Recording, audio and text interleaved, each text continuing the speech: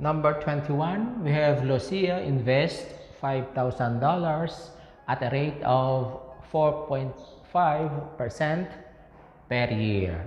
Compounded interest.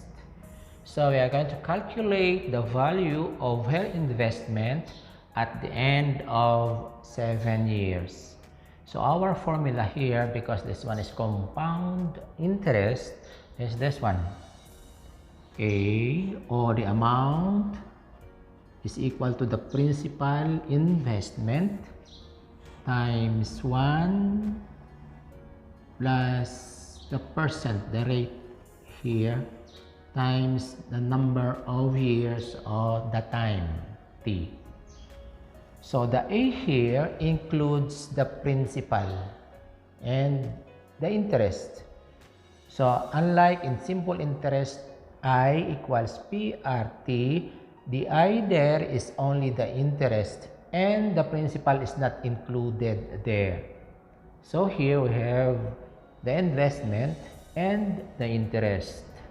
This one is the investment. This one is the growth rate. 1 plus the rate of interest are here and the time. So here, the 5,000 here is our P. So we can write the given here. Our P is equal to $5,000. And then the percent here, which is R, percent, this one is our R, is equal to 4.5% in years. Careful of the time here. Now we are going to change this one into decimal, so we can use that one in our formula. So this one in decimal, we remove the percent symbol, is 0.045. That one is the percent there, and we are going to add this one afterwards. So our number of years N here is 7. Where's the 7 here? 7 years. So we have 7 years. No problem with the unit because this is in years and our interest is per year. So there's no problem with the time here. Then we put here in our formula, the accumulated amount is equal to 5,000 here for A plus 1. It's 100% actually, plus the rate of interest in percent. But 100% is 1. So plus the decimal here of 0.45. Then we raise that one to the time, which is 7 years. So we'll do first this one. So accumulated amount is equal to 5,000 times, we add 1 plus 0.045, that is 1.045 raised to the 7th power. Now in your calculator, we do first this one, okay? In our calculator, you press this 1.045 and then you will find there something, an X with is the key. So you press 1.045 X and then followed by the exponent here and then equals. And that value, so let us have here, accumulated is equal to still 5,000 times, when we raise this 1.045 to the 7th power, so we have 1.360861883. Do not round off here. When you are doing computations, if you can write all the digits in your calculator, do it. We round off only at the end in our final answer. So when we multiply that by 5,000, we will get the accumulated amount to be 6,804. That's the accumulated amount. Hello, test mic, test mic. Hello, test mic.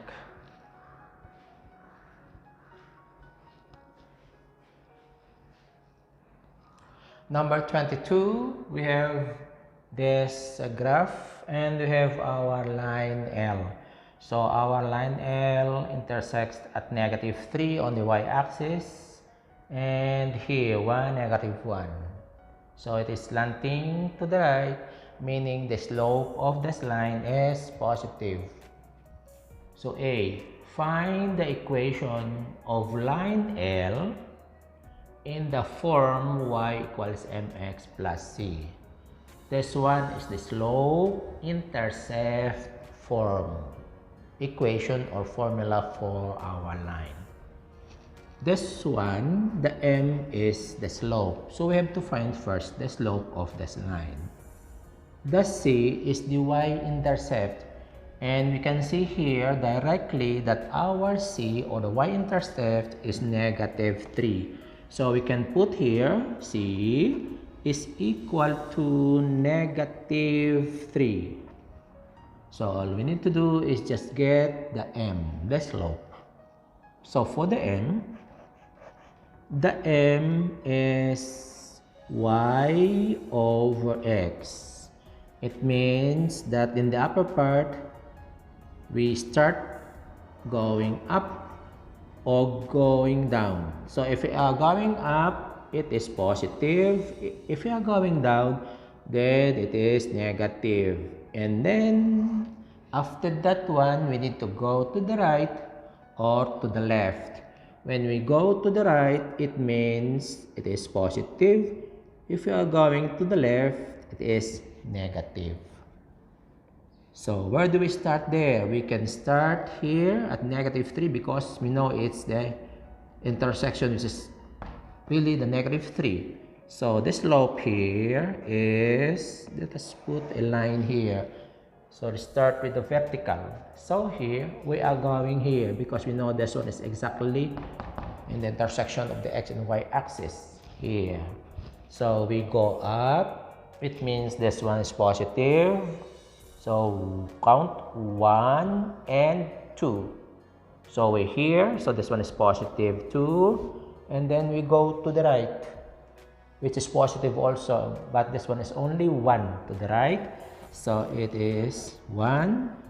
We can divide this one. 2 divided by 1. So the slope is 2. And then we complete our equation. What is our equation? So y is equal to, we write the m, which is the slope, and this one is 2. We write the x, and then we write this y-intercept c, which is -3. So you have -3. Okay, letter B here. On the grid, on the same grid, we are going to draw a perpendicular line to line L. It does not state here where to start our line. So we can draw anywhere here. You can choose your own point and draw your perpendicular line. But how do we draw a perpendicular line? For parallel lines, we have the same slope. So if we are going to draw a parallel line with this line, the slope is 2 over 1 or 2. Now, for perpendicular line, the slope is the negative reciprocal of the slope. Meaning, we are going to get the reciprocal of 2 and then change the sign. So, the slope there is 2. So, we will invert that one. We put 2 down here and the 1 here. That is the reciprocal of 2, 1/2. And at the same time, we are going to change the positive 2 into negative. So, the perpendicular slope of our line with this line is -1/2. So, how do we draw this one? We can draw this one by, from here, we can go down 1 unit minus, because it's minus, we put minus up, and then we go to the right 2 here. That is, this one is our point. We go down 1 and then we go to the right 2 and that is negative 1 half. So where do you want to start? You can start here, you can start there, or anywhere as long as you can draw your perpendicular line. Let's have this one. So from here, we have negative 1, go down 1, okay, and 2. 1, 2. So here, and then use your straight edge, and then you can draw now your perpendicular line. So this line is perpendicular to this line. Number 23, we have triangle ABC and we have triangle PQR. So here, we are going to explain why triangle ABC is similar to triangle PQR. Similar is different from congruent. Congruent means it has the same size and shape. Similar means they have the same shape but the sizes are not the same. They are in the ratio. So here we have 78 and 78. So B and Q, they are equal. 37 and 65, no. So we need to find this angle here and this angle here. So what is this angle? What is that angle there? So here, we add 37 and 78 and subtract it from 180 degrees. Why? Because the sum of angle A, angle B, and angle C is equal to 180 degrees. Just the same, the sum of the interiors here, angle P, angle Q, and angle R is equal to 180 degrees also.